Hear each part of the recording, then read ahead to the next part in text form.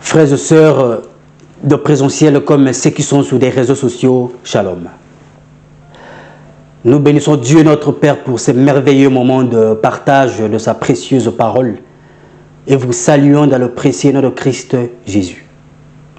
Frères et sœurs, dans cette année que nous prenons possession du pays, Jésus attend que nous jetions notre filet sur sa parole, car l'obéissance de Simon-Pierre à la parole de Jésus a succédé la manifestation de la puissance de Dieu. Nous allons prier avant de commencer avec ce merveilleux numéro d'enseignement de ce dimanche.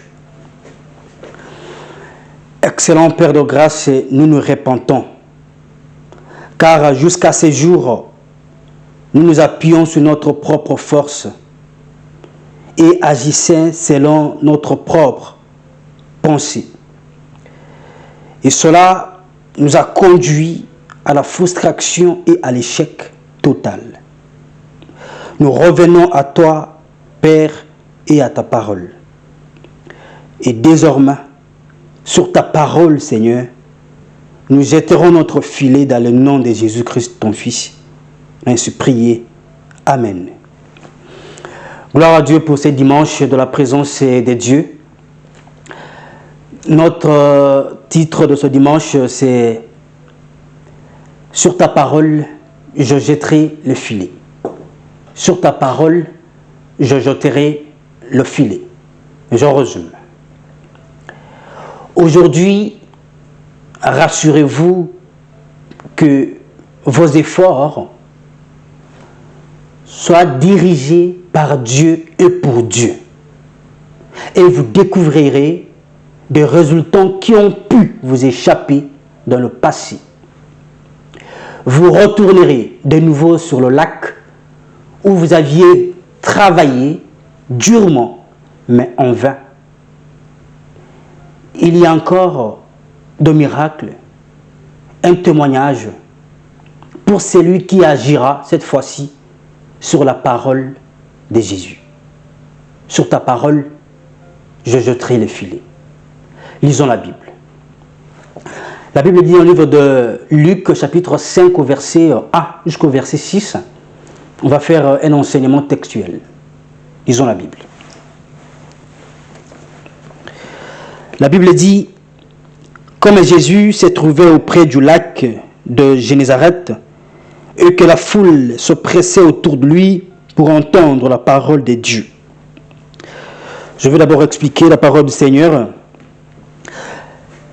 Partout où Dieu veut faire un miracle, partout où la manifestation de la présence de Dieu veut s'installer dans une famille, dans une maison, dans une société, dans un pays, dans une église ou dans une communauté, il faut d'abord que les gens aient la soif d'entendre la parole de Dieu. Sans cette parole de Dieu, il n'y aura pas de miracle. C'est clair, car la parole de Dieu, qui est la parole de Christ, nous donne la foi. Et la foi vient de ce qu'on attend, et ce qu'on attend vient de la parole de Christ. Si vous voyez Dieu veut faire un miracle, quelque part, la première chose que ce peuple a besoin, c'est sa parole. Car après avoir entendu la parole de Dieu, et après avoir mis en pratique les instructions de Dieu qui est écrites dans sa parole, que vous verrez la puissance de Dieu. Dieu ne fait rien sans sa parole. Dieu ne peut jamais intervenir s'il n'a pas encore prononcé sa parole. Vous savez, j'avais lu la Bible du début de Genèse jusqu'à l'Apocalypse. Ce n'est pas par prétention, mais pour essayer de tirer une leçon.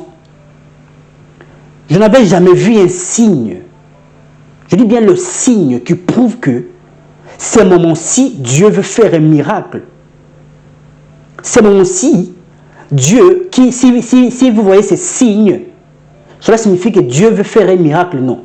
Le signe que moi j'avais vu dans la Bible, c'est lorsque les gens, lorsque le peuple de Dieu commence à croire, lorsque vous commencez à mettre la foi dans une affaire, sur une chose, sur un événement, que vous verrez son changement. Car il est écrit que mon juste vivra par la foi. Le juste est celui qui est obéissant au Seigneur. Le juste est celui qui est agréable au Seigneur, qui fait sa volonté. Mais malgré tout ça, la Bible dit que son juste en question vivra par la foi. Et cette foi vient de ce qu'on attend. Et ce qu'on attend, c'est la parole de Christ. Donc, la première chose que vous remarquez que Dieu veut faire un miracle autour de nous, vous aurez d'abord soif de la parole de Dieu. Entendre qu'est-ce que Dieu veut vous parler. Qu'est-ce que votre Dieu, votre Père, votre Créateur veut vous communiquer quoi au juste. C'est après avoir entendu que vous verrez sa puissance se manifester autour de vous. Un peuple qui n'a pas besoin de la parole de Dieu, un peuple qui n'a pas besoin d'entendre la parole de Dieu, ne vivra pas un miracle de Dieu. Il faut retenir ça. Quels que soient les efforts fournis que vous pouvez faire autres, si vous n'avez pas encore la soif de la parole de Dieu, vous ne vivrez pas le miracle de la part de Dieu. Car il y a plusieurs sortes de miracles. Jésus m'avait dit qu'ils feront plusieurs miracles à mon nom. Mais ce n'est pas Jésus qui est à l'intérieur. Mais le miracle qui vient de Dieu est toujours précédé par sa parole. Le peuple a toujours besoin de sa parole. Le peuple qui veut voir un miracle de Dieu a toujours besoin d'entendre la parole de Dieu. Comme ici, la foule, la Bible dit que la foule se pressait pour entendre la parole de Dieu lorsqu'ils ont vu Jésus.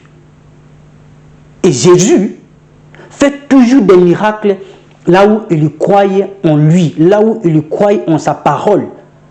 Dieu veut toujours manifester sa puissance là où on croit en lui. Là où il voit que ce peuple croit en lui, veulent écouter sa parole. Ces gens veulent écouter sa parole. Dieu fait toujours des miracles. Dieu opère toujours des miracles. Dans Marc chapitre 6, verset 5 à 6, Jésus n'a rien fait, aucun miracle, à part imposer le main à quelques malades qui étaient là et les guérir, car ils étaient tellement incrédules que vous n'avez aucune idée. Donc, là où il y a l'incrédulité, il n'y aura pas de miracle. Et c'est étonnant de voir que les gens se précipitent à aller être guéris, à vivre un miracle de Dieu, à chercher tout pour vivre un miracle de Dieu, sans pour autant avoir la soif d'entendre la parole de Dieu. Vous ne vivrez pas le miracle. Nous qui voulons entrer dans notre pays promis, c'est notre année de prendre possession du pays. Nous devons avoir la soif comme cette foule qui sont pressés pour entendre la parole de Dieu. Amen. Lisons la Bible. Au verset 2, il lui dit, il vit au bord du lac 2 barques, d'où les pêcheurs étaient descendus pour laver leurs filets. J'explique. Les pêcheurs qui ont travaillé toute la nuit, on va arriver. Mais le matin, ils n'ont rien eu, mais ils étaient en train de laver leurs filets. Laver le filet signifie être disponible à la visitation de Dieu. Laver le filet signifie être prêt, malgré les échecs, malgré que ça n'a pas marché, malgré les complications, mais je me mets à la disposition de Dieu. Je me mets prêt, je veux être prêt car Dieu peut me visiter en n'importe quel moment que je ne m'entende même pas. Alors, un chrétien qui veut prendre possession du pays ne peut jamais laisser ses filets sales. malgré qu'il n'a pas encore entré dans ces pays, malgré qu'il n'a pas encore eu ce qu'il cherche réellement, malgré que votre maladie n'ait pas encore été guérie, mais ne restez pas ou ne laissez pas vos filets sales. Laissez le filet sale, ça veut dire que vous ignorez, vous négligez, sans prendre soin de vous, humainement, physiquement comme spirituellement. Spirituellement, c'est vous nourrir de la parole de Dieu. Écouter la parole de Dieu, lire la parole de Dieu et prier quotidiennement. Car sa visitation arrive pour bientôt. Bien que je n'ai pas eu ce que je cherche. Et physiquement, c'est mettre à mesure de recevoir toute forme d'opportunité venant de Dieu.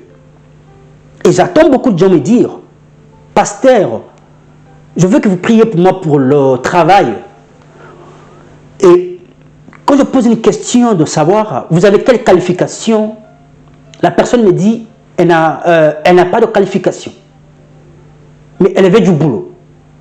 Vous savez, laver le filet, c'est aussi faire une formation. Laver le filet, c'est aussi se préparer lorsque le Seigneur va ouvrir une porte pour vous. Les pêcheurs, ils étaient en train de laver le filet, leur filet. Bien qu'ils n'avaient pas eu le poisson, ils ont travaillé toute la nuit, mais leur filet devrait normalement rester propre, car le jour suivant, ils devraient aussi aller rincer encore. Mais quand vous n'avez pas ce discernement de vous préparer, d'être prêt, lorsque le Seigneur va vous visiter, vous allez rater. Et vous allez comprendre, bien entendu, en quel point Jésus a fait dans ces passages bibliques. Lisons la Bible. Au verset 3, la Bible dit, « Il monta dans l'une de ces barques qui était à Simon, et il le pria de s'éloigner un peu de terre. Puis, il s'assit de la barque, il enseignait la foule, la parole du Seigneur. » La Bible dit, il y avait plusieurs barques d'abord. Mais Jésus a choisi la barque de Simon. La barque de Simon peut symboliser ou symbolise votre vie. La barque de Simon symbolise votre maison, symbolise votre famille, symbolise votre pays, votre patrie, votre travail. Amen. Jésus peut venir dans un lieu et vous trouve. Mais il choisit votre barque. Il choisit votre barque.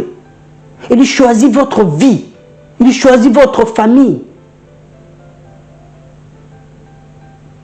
Parce que vos filets sont prêts. Et il ne peut pas choisir n'importe qui. Alors si vous choisissez vous, soyez d'abord rassurés que vos filets sont prêts, sont bien lavés. Parce que lorsqu'il va finir de faire ce qu'il est venu faire dans votre vie, il va faire un miracle. C'est un Dieu de miracles. Et il ne peut pas faire un miracle là où la personne ne s'entend pas à ces miracles. S'entendre à ces miracles, c'est de prendre le temps pour laver ses filets. Lavez vos filets. Soyez prêts. Ne vous laissez pas. Les jeunes filles, ne vous laissez pas seulement parce que vous êtes belle. Non, étudiez. Ayez des qualifications. Ayez des métiers. Les jeunes garçons, ne vous laissez pas. Soyez propres. Soyez prêts. Soyez forts. Soyez disponibles pour le Seigneur et pour votre société. Car la visitation de Jésus arrive bientôt. Et lorsqu'il va venir vous visiter, il vous visitera pour faire un miracle. Et il ne peut pas entrer dans votre barque qui est votre vie si votre filet n'est pas lavé. Ici, il a choisi la barque de Simon. Et ici, il le pria de s'éloigner un peu de terre. Jésus est devant votre porte. Est-ce que vous lui permettez qu'il puisse entrer chez vous? Il est devant votre vie. vous entendez cet enseignement. Il est devant vous. Permettez-lui, donnez-lui votre bac, donnez-lui votre vie, donnez-lui la charge de votre famille, donnez-lui la responsabilité de votre foyer, qu'il puisse entrer à l'intérieur, qu'il puisse y vivre avec vous, qu'il puisse fonctionner avec vous, malgré l'échec, malgré les déceptions. Donnez-lui la clé, donnez-lui qu'il soit au volant de votre famille. Faites qu'il soit au volant de votre vie, de vos activités, de votre projet. Que Jésus entre dans votre barque comme il était entré dans la barque de Simon. Donnez-lui cette chance. Car vous avez besoin. Car vous avez travaillé sans rien avoir, sans rien prendre. On va arriver, bien entendu. Mais donnez-lui votre barque, votre vie, tout de vous. En fait qu'il puisse vous guider. En fait qu'il puisse vous conduire au bon port, à la destination. Et surtout, en fait que vous puissiez vivre le miracle de Dieu. Amen. Lisons la Bible. Lorsqu'il cessait de parler, il dit à Simon, avance en plein eau et jetez vos filets pour pêcher. La parole du Seigneur. D'abord, lorsqu'il entre dans la barque de Simon, il commençait à enseigner. J'ai dit tout à l'heure que Dieu, s'il veut faire un miracle dans une vie, dans une société, dans une famille ou autre, il va toujours commencer à envoyer sa parole. Le peuple aura besoin de sa parole et lui aussi, la première chose qu'il va faire, c'est d'abord de communiquer sa parole à ce peuple. Enseigner sa parole. Il y a la différence entre un renseignement et un enseignement. Ici, Jésus était en train d'enseigner aux gens qui étaient disponibles pour écouter son enseignement, son idéologie, sa mission sur la terre, la volonté parfaite de Dieu, la pensée du Créateur doit être enseignée, doit être communiquée à son peuple avant qu'il puisse vivre le miracle. Amen. Et si Pierre avait refusé, Jésus ne devrait pas enseigner. Et lorsqu'il a pris la barque de Pierre pour commencer à enseigner, la Bible dit lorsqu'il finit de parler, bien sûr que d'enseigner, il dit à Simon, toi avance en plein eau et jetez vos filets. Faisons un peu l'étude des cas. Comment? L'étude des textes. Avance, c'est au singulier. Une seule personne. Et jeter, c'est au pluriel. Mais il dit à Simon, après avoir fini de parler, fini d'enseigner, il dit, toi avance en plein eau et jetez vos filets. Une seule personne avance et les autres vont jeter leurs filets pour pêcher. Dans votre famille, dans votre vie, une seule personne doit avancer avec le Seigneur et les autres vont en bénéficier. Amen. Donc, si vous ne voulez pas avancer seul avec le Seigneur, selon sa parole, les autres ne vont pas bénéficier. Les autres ne vont pas jeter leur filet. Vous voulez vivre un miracle dans votre famille, un changement total et radical? Celui qui a été appelé doit avancer en plein eau, seul avec Dieu. Être enseigné encore plus de la profondeur de Dieu. Dieu doit transformer d'abord sa mentalité, mais dans la profondeur. C'est dans la profondeur. Il dit avance en plein eau, seul avec Dieu. Et les autres pourront avoir accès à jeter leurs filets. Avance en plein eau signifie aussi celui qui tracent le chemin. Dans cette génération, nous avons d'autres qui tracent le chemin et d'autres qui viennent passer sur le chemin déjà tracé. Dans cette génération, nous avons les gens qui initient le mouvement. Et les autres viennent que suivre le mouvement déjà initié. Je m'explique encore bien. Dans une famille, depuis que vous êtes né, vous trouvez une idéologie, une limitation que les gens ne puissent pas franchir. Il y a une barrière. Et si Dieu vous choisit, vous devez d'abord casser cette barrière. Et de la profondeur avec Dieu. De la prière avec Dieu. Dans l'intimité avec Dieu. Dans la compréhension de sa parole, de sa volonté, de sa pensée. Que vous allez casser cette barrière. Afin que les autres puissent venir passer. Il y a des familles que les gens ne se marient jamais. Les gens ne se marient jamais du tout. Les gens échouent toujours.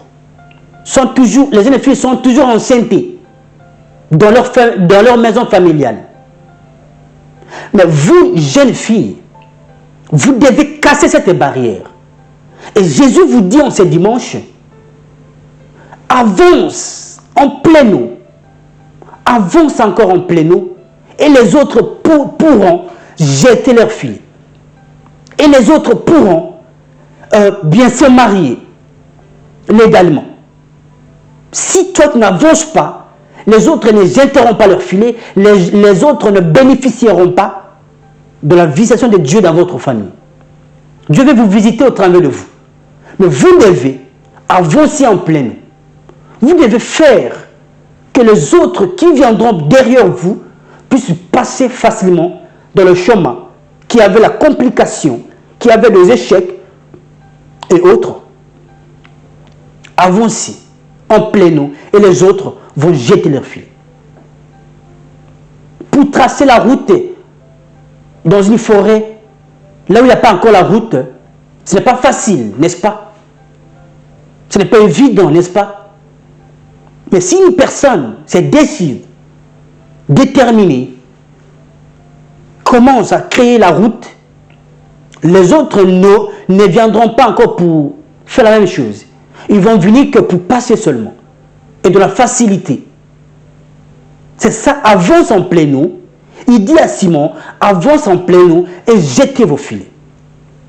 Alors en ce dimanche, il nous dit, sur ta parole, je jetterai les filets. Alors sur la parole de Jésus, avancez encore. Seul que vous êtes, mais seul avec Dieu. Acceptez d'être seul, mais seul avec Dieu. Acceptez d'être seul, mais avec Dieu. Pour que les autres puissent venir passer. Ils ne comprendront pas la volonté de Dieu au même moment que vous. Ils comprendront après qu'il avait raison de prendre cette décision. Aujourd'hui, vous êtes incompris. Aujourd'hui, vous êtes mal compris, je peux dire. Mais avec le temps, ce sont eux qui vont bénéficier de cette mal incompris que vous étiez devant eux. Mais vous, avancez en plein eau. Et eux pourront jeter le filet. Et eux pourront en bénéficier après. Ne les écoutez pas. Ne soyez pas découragés. Parce que vous n'avez pas eu. N'ayez pas peur. Parce que vous êtes seul. Jésus est avec vous. Il est dans votre barque. Il est dans votre vie. Vous avancez en plein eau. Avance en plein eau. Et les autres sauront comment jeter leur filet. Amen. Écoutez la réponse de Pierre. La réponse de Pierre. Elle lui dit, Simon lui répondit, Maître, nous avons travaillé toute la nuit sans rien prendre, mais sur ta parole, je jetterai le filet. La parole du Seigneur. Simon en question, il répond que nous avons travaillé toute la nuit, mais sans rien prendre. Allons doucement. Travailler toute la nuit, il y a des approches. Il y a l'approche allégorique et l'approche littérale. C'est pour dire, la nuit représente le ténèbre. La nuit représente le noir, le chaos, l'ignorance. Amen. Vous pouvez travailler durement, mais dans l'erreur. Durement, mais tous vos efforts ne sont pas accompagnés d'une connaissance. Vous pouvez travailler beaucoup, investir beaucoup, mais sans rien avoir une récompense que vous aviez besoin. Sans rien avoir un résultat que vous aviez besoin de voir ou de recevoir. La nuit représente aussi chez le pêcheur, dans le domaine de pêche, le pêcheur, ils aiment travailler la nuit. Pourquoi? Parce que pendant la nuit, le poisson quitte au fin fond de la mer, parce qu'il fait très noir pendant la nuit, et sortir vers la hauteur pour trouver de la nourriture. Pendant la journée, le poisson rentre en profondeur de l'eau, et pendant la nuit, il ressort vers la surface pour trouver de quoi manger. Et pendant cette nuit-là, que le pêcheur a plus la chance de travailler facilement et d'avoir plusieurs poissons, parce que les poissons ne sont plus à la profondeur de l'eau. Ils sortent maintenant vers la surface, là où il a la facilité de pêcher facilement et avoir beaucoup de poissons. Mais malgré cette expérience de Pierre, parce qu'ils étaient experts en pêche, ils étaient nés en pêche, grandis pêcheurs, ils faisaient tout d'eux avec la pêche. Jésus les a trouvés pêcheurs de poissons. Donc, c'était leur métier. Ils avaient de l'expérience. Que seulement la nuit que nous pouvons avoir beaucoup de poissons, même de poissons que nous avons besoin. Mais ces jours-là, toute la nuit, ils ont travaillé sans rien avoir. Ils n'ont rien eu comme un petit poisson. La honte les a envahis. L'humiliation les a envahis. Comment ils vont dire même à leurs épouses, à leur maison. Mais vous remarquerez, devant cette humiliation et devant cette frustration et devant cet échec, Simon-Pierre et ses compagnons étaient en train de laver leurs filets. Ils n'ont pas eu le temps de penser à la négativité. Ils étaient en train de laver leurs filets car ils avaient toujours l'espoir d'une visitation. Mais eux n'ont pas compris ces jours-là. Mais comment on peut rater de ne pas avoir même un petit poisson? Ok, ce n'est pas grave. Lavons quand même le filet pour que demain, nous puissions reprendre encore. L'homme propose, Dieu dispose. Dieu vient toujours avec ses miracles. Et surtout lorsque vous ouvrez votre cœur. Et surtout lorsque vous donnez votre barque, comme Simon avait donné à Jésus sa barque. Dieu fait toujours un miracle. Et il avait leur filet. Voilà pourquoi j'ai dit, il faut toujours laver vos filets. Car vous ne savez pas à quelle heure le Seigneur va vous visiter. À quelle heure votre miracle va commencer. Et lorsque vous commencez à mettre la foi, c'est lui qui met la foi dans une affaire, dans une chose, c'est mettre toujours prêt. Car il sait que ce que je crois ici, l'accomplissement est plus que l'évidence. Dieu n'a jamais changé et il nous a promis que mon juste vivra par la foi. Alors si j'investis ma foi, si je mets ma foi dans cette affaire, je dois être disponible et prêt, spirituellement comme physiquement. Dans la vie spirituelle comme dans la vie physique. Amen. Il dit que sur ta parole, bien que je travaille toute la nuit, comme vous pouvez peut-être vous dire, vous avez essayé plusieurs fois. Vous avez travaillé plusieurs fois sans rien avoir de résultat que vous avez besoin. Mais, du coup, le Seigneur arrive avec cet enseignement de ce dimanche, que sur sa parole, je jetterai les filets. Ne voyez plus le temps que vous avez pu travailler, sans rien avoir. Et ne répondez pas à Dieu que j'ai travaillé. Non, acceptez cette humiliation. Et reconnaissez-vous et humiliez-vous devant le Seigneur, car il va vous élever au temps convenable. Comme il avait fait avec Pierre et Simon, avec Simon, Pierre et ses compagnons. Sur sa parole, je vais jeter le filet, dit Simon. Et vous voyez en quel point, sur la parole de Jésus, sur la parole de Jésus signifie que, après avoir entendu les enseignements de Jésus, après avoir été en mesure de discerner que je ne compte pas sur moi-même, je ne compte pas sur mes efforts, je ne compte pas sur mon expertise. Vous avez longtemps cherché l'amour, sans rien avoir, un amour vrai. Sur la parole de Jésus, essayez encore. Vous avez longtemps cherché du boulot sans rien avoir. Sur la parole de Jésus, essayez encore. Vous avez longtemps cherché tout ce que vous voulez, le voyage, le visa, la bourse d'études, sans rien avoir. Sur la parole, je jetterai le filet, dit Simon. C'est lui qui avait aussi cherché comme vous. C'est lui qui avait travaillé durement aussi, mais c'était en vain comme vous. Il a reconnu. Mais il a dit à la fin, sur ta parole, je jetterai le filet. Sur ta parole, je jetterai le filet.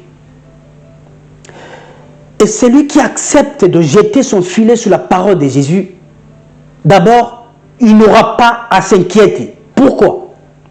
Vous savez, lorsque vous allez faire de business sans Dieu, vous allez vous fiancer sans Dieu, vous allez vous marier sans Dieu, vous essayez même des voyages sans Dieu, vous faites tout ce que vous voulez faire sans Dieu. Quel est l'argument que vous donnez à Dieu après avoir échoué? Oh Seigneur, voici, je n'ai pas échoué. Il va vous poser la question que sur la parole de qui vous étiez allé là-bas. Car votre Créateur ne vous a pas envoyé. Vous voyez, dans la vie, il faut toujours avoir une parole. La parole de Dieu pour rappeler à Dieu. Celui qui part avec la parole sur la parole de Jésus a toujours un argument. Même si ça n'a pas marché, il peut dire à Dieu, Seigneur, sur ta parole, j'ai essayé, ça n'a pas marché. Il aura la réponse de Dieu. Mais vous faites tout ce que vous faites sur la parole de Dieu. Mais qu'est-ce que vous voulez entendre de la part de Dieu? Vous voulez vos propres efforts, mais vous n'aurez rien, frère. Vous voulez tout faire selon vous-même. Et vous venez vous lamenter sur les hommes de Dieu.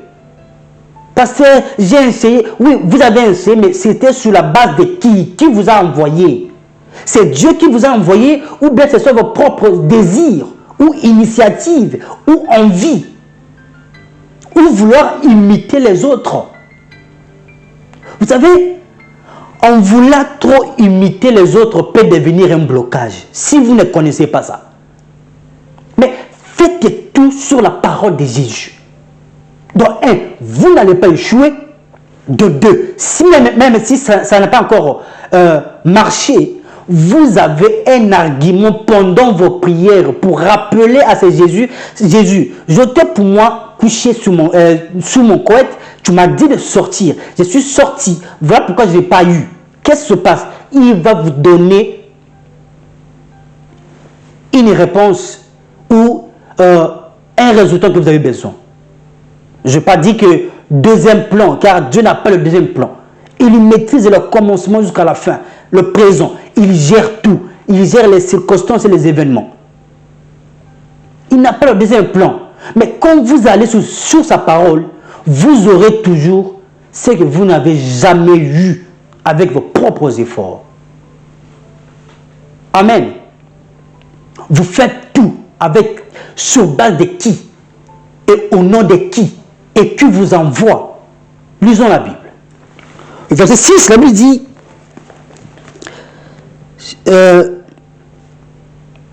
l'ayant jeté, ils prirent une grande quantité de poissons et leur filet s'est rompé. La parole du Seigneur. C'est au moment où Simon a accepté de faire sur la base de la parole de Dieu, c'est à ce moment-là que Pierre et ses compagnons, ils ont eu une grande quantité de poissons que même leur propre filet commençait à se rompre, à se couper, car la quantité était énorme. Vous voulez vivre une quantité de la bénédiction de Dieu dans votre vie, le grand miracle, mais faites tout sur sa parole. Mais faites sur sa parole. Vous verrez, vous vivrez un miracle, car c'est un Dieu de miracles qui aime que ses enfants fassent tout selon sa parole. Si vous n'avez pas fait selon sa parole, vous n'aurez pas le miracle. Bien que le diable aussi donne aussi des miracles. Amen. Faites sur la parole de Dieu. Non sur vos efforts. Non sur vos sentiments. Non sur, parce que j'ai vu mes camarades devenir ceci ou cela, je veux aussi faire. Ne faites pas cette erreur. Chacun a sa vie. Et vous dépendez de Dieu. Et si vous faites selon sa parole, vous aurez le résultat unique et qui vous convient et qui est un merveilleux résultat. Qui sera un merveilleux, un excellent résultat qui vous mérite d'ailleurs. Car il vous a créé pour être bien. Et surtout, nous qui voulons entrer dans notre pays promis, nous sommes en train de prendre possession du pays. Si vous ne faites pas tout selon sa parole, vous allez vous retrouver seul dans le désert. Et vous allez vous retrouver dans un autre pays qui n'est pas votre pays promis. Parce que le diable aussi donne. Le diable aussi donne. Vous lisez la parole de Dieu. Vous entrez en profondeur. Vous écoutez ses instructions. Sa directive. Ce qu'il veut que vous fassiez. Vous amassez son intelligence sur sa parole, sa connaissance, sa sagesse. Et quand vous faites une chose, ça va réussir. Vous aurez même l'argument. L'argument. Que c'était au nom de Jésus que j'avais fait ça. Et ça a marché. Et ça a réussi. Vous n'aurez pas à vous plaindre, frère. Mais quand vous faites tout selon vous-même, je suis désolé de vous dire la vérité que vous pouvez avoir un résultat, mais ça sera un résultat éphémère. Un résultat court. On appelle ça courte joie. Qui ne durera pas, car ça ne vient pas de Dieu. Car vous n'aviez pas fait ça sur la parole de Dieu. Mais lorsque vous faites sur la parole de Dieu, vous aurez un bon résultat durable qui vous satisfait, qui vous met à l'aise, qui vous garantit le ciel, qui vous garantit l'avenir, qui garantit l'avenir de vos enfants, de votre épouse, de votre maison, de votre ministère, de votre travail, de votre famille. Faites tout sur la parole de Jésus. C'est sous sa parole que nous aurons ce que nous avons besoin. Car en Jésus, on a tout dont on a besoin. C'est lui qui a Jésus. Et surtout, lorsque c'est lui qui fait selon sa parole, la parole de Jésus, a tout dont on a besoin. Même au-delà. Je dis bien au-delà. Car Simon et ses compagnons, ils ont eu le poisson qu'ils n'ont jamais pêché depuis leur naissance. Depuis qu'ils étaient nés, ils étaient pêcheurs. Grandis là-bas. Faites tout là-bas. Mais la quantité de poissons qu'ils avaient le jour-là a dépassé même leurs entendements. Vous voulez aussi que Dieu vous visite de telle manière, n'est-ce pas? Oui. Alors, faites tout selon sa parole. Faites tout sur sa parole. Jetez vos filets sur sa parole. Va essayer encore sur sa parole. Ne partez pas sans sa parole. Ne partez pas sans sa parole. Car le diable va vous poser qui vous a envoyé. Mais c'est sur la parole. Même David, le petit David qui était à l'époque, il dit, il avait tout entre ses mains. Sa lance, ses pierres et autres. Mais il dit, je viens contre toi au nom de l'Éternel. C'est-à-dire que c'est à lui qui part à la base de la parole de Dieu. Ça veut dire que c'est Dieu qui m'envoie cette fois-ci. Il a toujours un résultat. David avait tué Goliath. Et oui. Laisse-moi pire, ils avaient eu le poisson qu'ils n'ont jamais eu. Parce que quoi? Au nom de Dieu, sous la parole de Dieu, il y a toujours une manifestation de la parole de Dieu, de la puissance de Dieu. Dieu va déverser sa puissance s'il voit que vous faites tout selon sa parole. Amen. Ne vous laissez pas influencer par vos propres désirs, ni parce que vos amis vous parlent à gauche ou à droite. Faites tout selon la parole de Jésus. Vous verrez un miracle que vous vivrez, que vous n'avez jamais vu depuis le passé. Vous verrez le résultat que vous avez toujours eu besoin de vivre, mais avec vos efforts, malgré l'expérience que vous avez, vous ne pouvez pas avoir ces résultats. Mais avec Jésus, sous sa parole, ces résultats-là, c'est possible. Ces championnats-là, c'est possible que vous puissiez avoir. Amen. Ça fait longtemps que vous cherchez ça, n'est-ce pas? Ça fait longtemps que vous avez besoin de ce que vous avez, de ce que vous pensez maintenant, n'est-ce pas? Mais c'est normal. Qui vous a envoyé là-bas? C'est normal que ça dure. C'est normal que ça ne traîne pas, que ça n'arrive pas. Parce que vous faites tout pas sous la parole de Dieu. Maintenant, répondez-vous et priez que Seigneur, j'ai tout fait selon moi-même, je n'ai pas eu. Je t'invoque maintenant. Je reviens à toi maintenant, humble. Et sous ta parole, Seigneur, je vais essayer cette fois-ci. Je vais jeter le filet cette fois-ci. À la base de sa parole, vous verrez le changement. La maladie, vous verrez la guérison. L'échec, vous verrez la réussite. Vous verrez la réussite. La déception, vous verrez la solution, l'épanouissement dans la précieuse présence de Dieu. Car c'est lui qui vous donnera cette fois-ci, si vous faites selon sa parole. On se retrouve le dimanche prochain pour la suite de notre numéro. Votre frère,